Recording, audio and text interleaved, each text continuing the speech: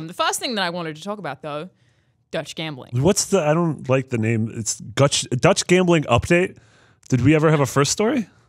I don't know if we. What are we updating? Yeah, you said Dutch gambling update. And I'm like, have I missed something? Well, that's why I thought I would put it in the show, because maybe Ryan didn't want to talk about it, but I think it's really interesting. So basically what happened is, and they confirmed it was as a result of Battlefront 2, is that the Dutch Consumer Affairs Commission / government decided to look into whether loot boxes are gambling, and the way they refer to it is as random loot economy. So the idea that you are paying for something with an actual currency and then getting a random thing, is that gambling? And like, in my head, yes, it is.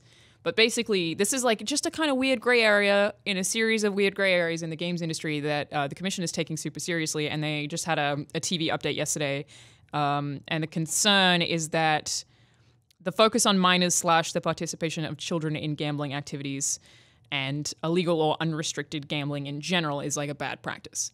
The reason I think this is interesting is that a governing body is looking into this, and if the Dutch Consumer Affairs decide that this should be illegal, like what does it mean for everyone else? Well, and this could very easily spread throughout the entire EU, which means that it could very easily be the US and the rest of the world can be impacted by it. Well, and one of the other gray areas that we have is like with YouTube, whether Let's Plays, if you're putting commentary over a game, is fair use. And there's just like all these things in the games industry that have just kind of been overlooked, that as soon as someone who is important starts paying attention, will all get cracked down on like crazy. So I don't know. I'm super interested in this story and to see what they find out, because it doesn't seem like anyone in the US is really looking into this right now that we know of. This reminds me of CSGO Lotto, when that whole issue happened. And obviously the biggest thing about it was that two people who are YouTubers owned it.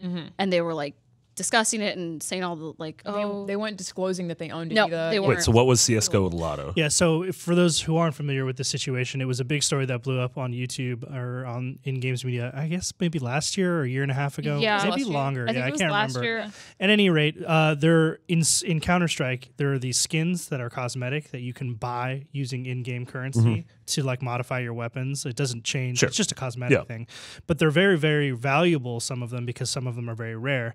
These people had created or owned a site which you could go to and gamble your money, essentially, to buy upwards of tens of thousands of dollars of skins. And they were making videos promoting the site without telling people that they owned it. Gotcha. So they effectively could have and might have actually been manipulating the stuff on the back end to give people the results that benefited them the best. And that's something that, if you run a business here in the States, you have to disclose that type of information. Otherwise, the FCC or like the Trade Commission, the SEC, will come after you. They knew what they were doing was shit. Oh, yeah, totally. No question. And like the fact that they even got away with that for as long as they did is crazy to me. Yeah, I mean, that whole thing was shut down. This isn't, and that was shut down, and rightfully so, and they kind of got a lot of flack for it.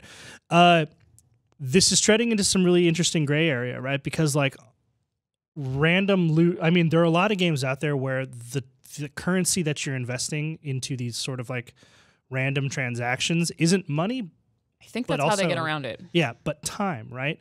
And then you can optionally pay money to decrease the amount of time, but you would make, the business person would make the argument that they're not paying money for it, they're paying time. And you can buy time with money.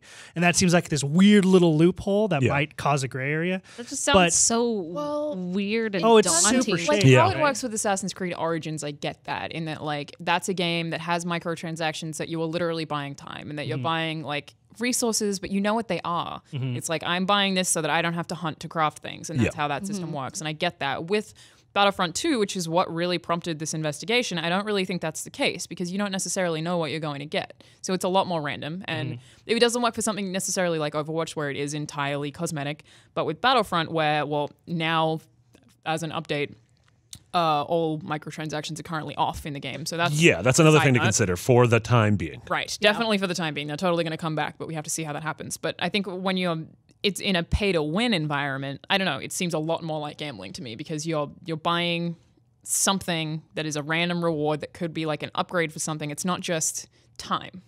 That was just a tiny snippet of this week's episode of Unlocked. If you want to see more, make sure you check out the rest of our videos that go up every single week on youtube.com/IGN Unlocked. We'll see you guys there.